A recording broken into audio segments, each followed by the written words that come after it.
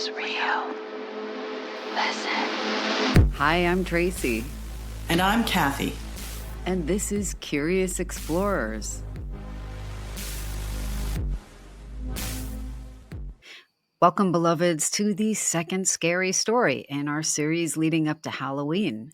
This one is called What Lurks Beneath.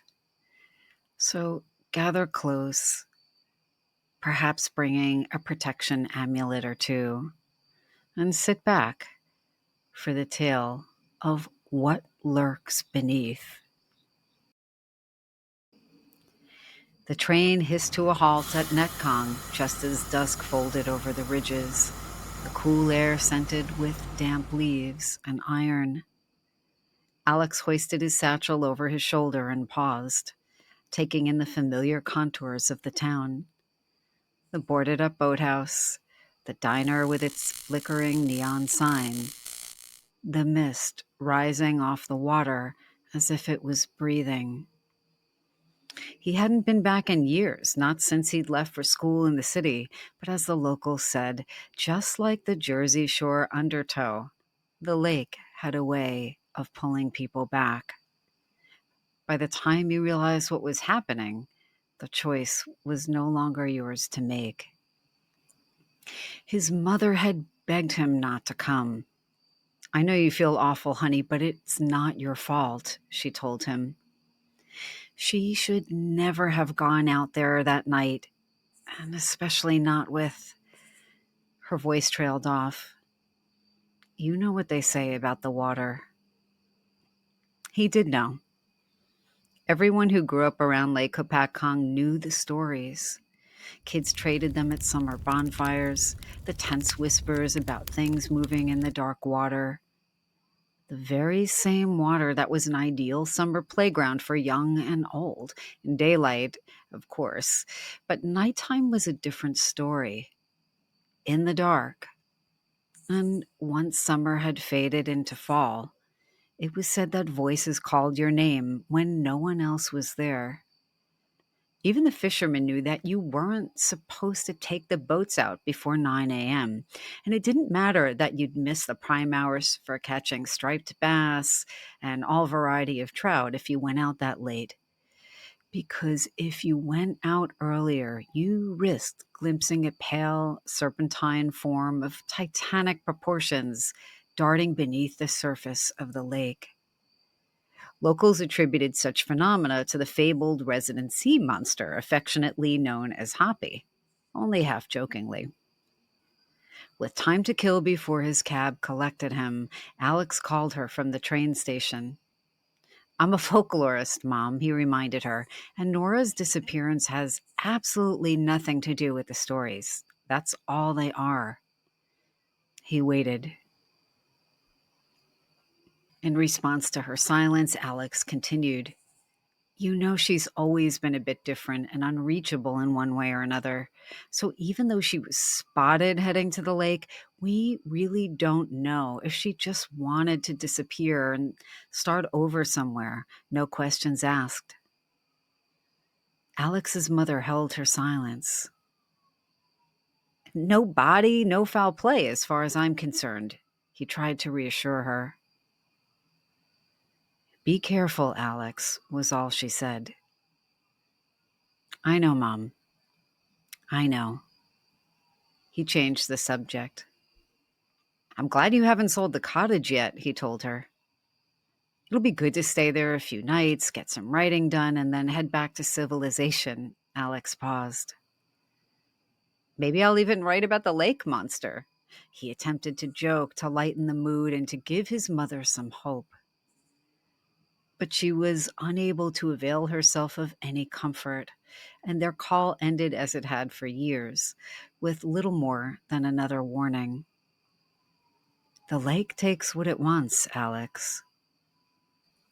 After a decade in the city teaching budding folklorists and writing about the collective fears and beliefs that spawned a myriad of modern myths, Alex was determined to peel apart the legend of Hoppy and pin it to the page like a specimen.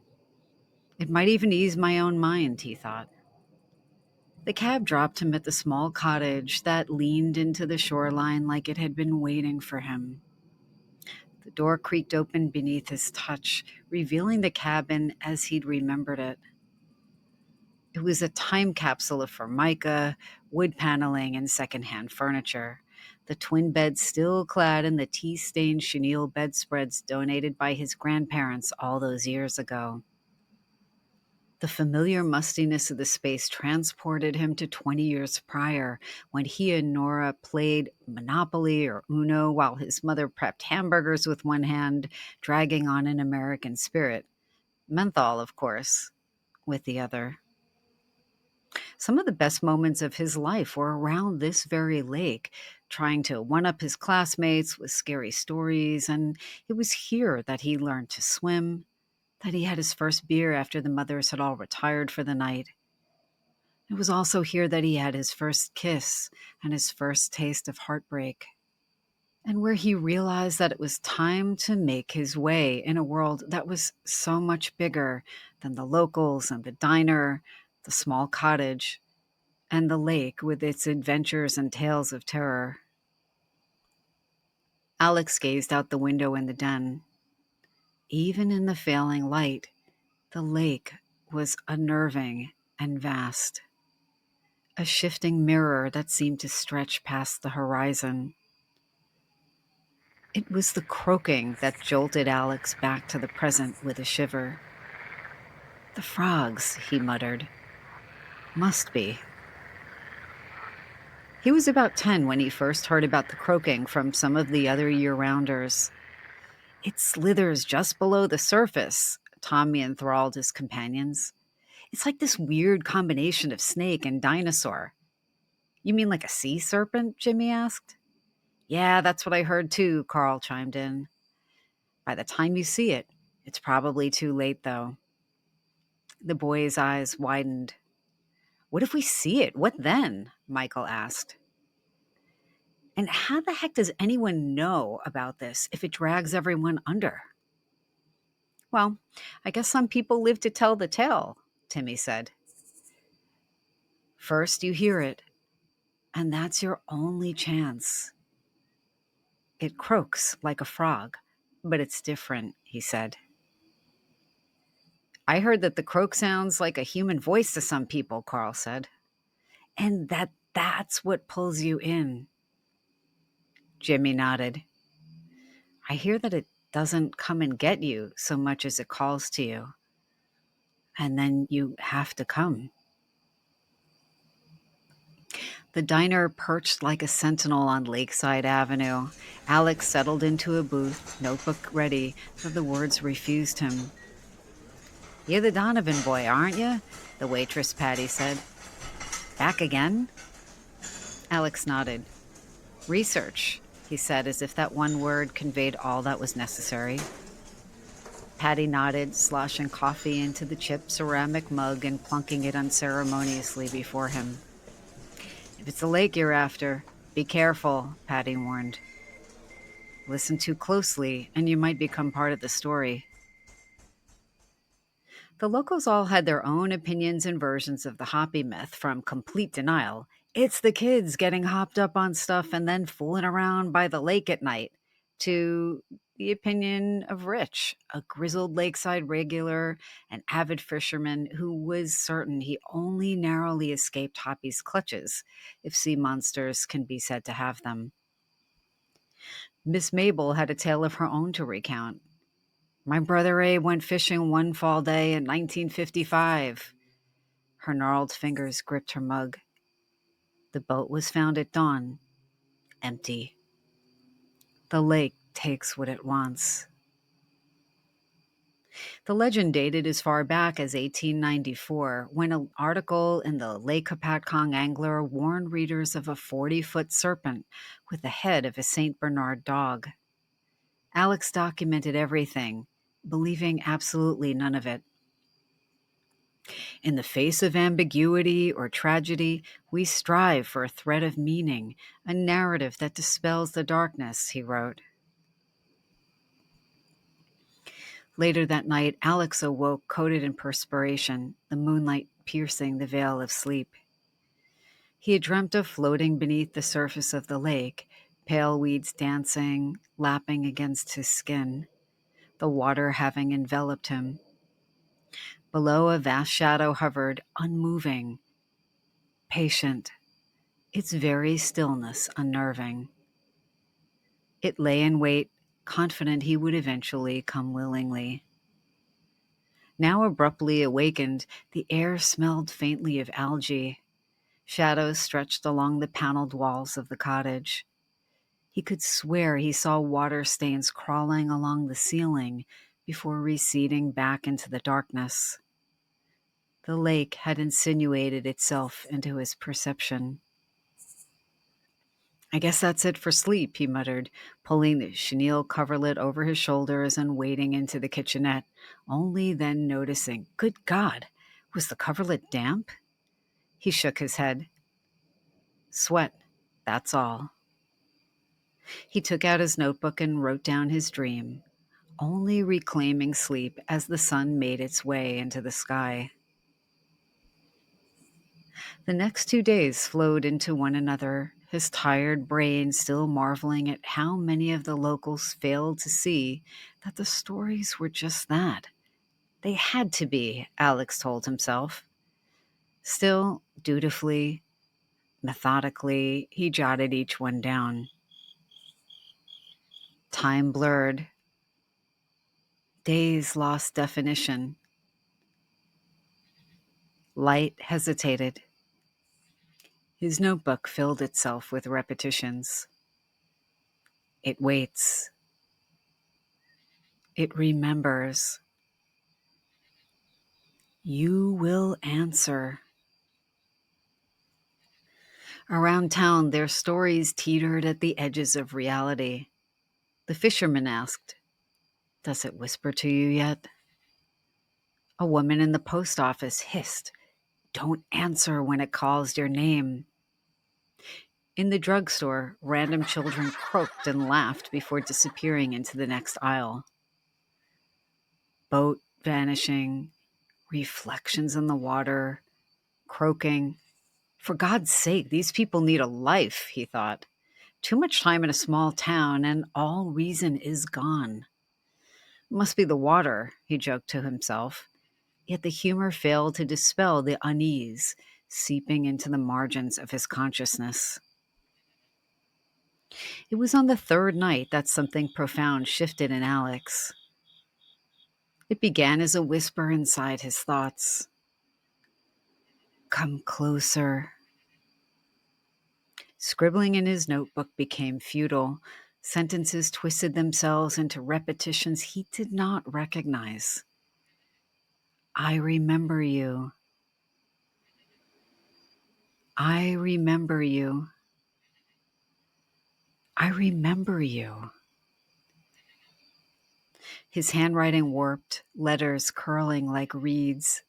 The hallucinations grew more vivid now. The shadows appeared to breathe and scurry up the cottage walls. He lay watching them for what seemed like hours before the dreams beckoned him back to unconsciousness. A sea of faces floated and danced on the screen of his mind. A wizened fisherman, his leathery face anguished as it was pulled under the water. A lost boy wandering the banks of the lake in the moonlight. And Nora, eyes glazed, hair whipping about her narrow face, as she waded slowly into the water. Nora, his voice croaked as he bolted awake. And then he heard it. Alex. Nora? Alex, where are you? I've been looking for you. Nora? He was not sure now if he was dreaming or awake, but sitting upright, he peered out the window to see Nora, her eyes wide, her skin pale, and her gaze turned toward him. Alex. Nora! Her arm seemed to reach for him of its own accord. With her thin finger, she beckoned him. Alex. It was a whisper. Alex found himself outside the cottage now, bare feet sinking into the soft, moist earth, clad in the moonlight. Nora! His voice was frantic now. Moving faster, effortlessly, the earth itself seemed to urge him forward. She floated further into the lake, the water swelling around her knees, her waist. She swam now, her red hair floating behind her thin shoulders. When had she gotten so thin? The thought barely pierced his awareness before Alex, too, was in the water, wading and then floating. He had to get to her to understand what had happened. And then Nora turned her head toward him, smiling, a thin stream of lake water leaking from her mouth. Alex.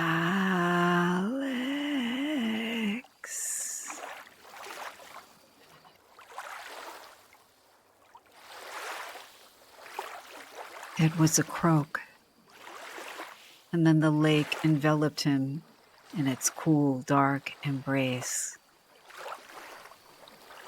Nora!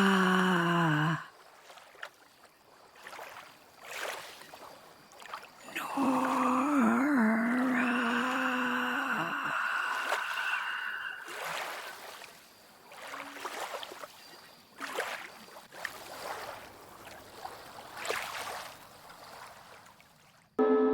I know that the paranormal is real. Listen. You've just listened to the Curious Explorers podcast with the Kathy Kelly and Tracy Stein. If you enjoyed the episode, remember to like, share, follow, leave us a comment, let us know what you think. And of course, until next time, stay curious.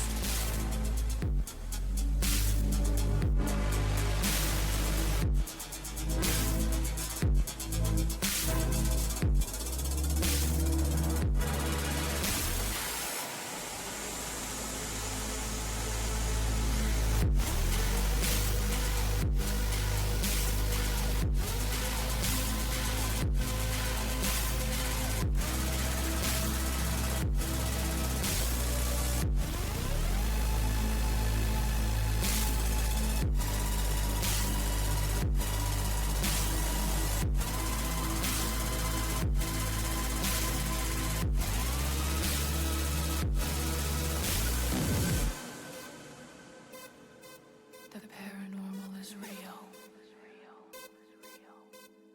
It is real. The paranormal is real.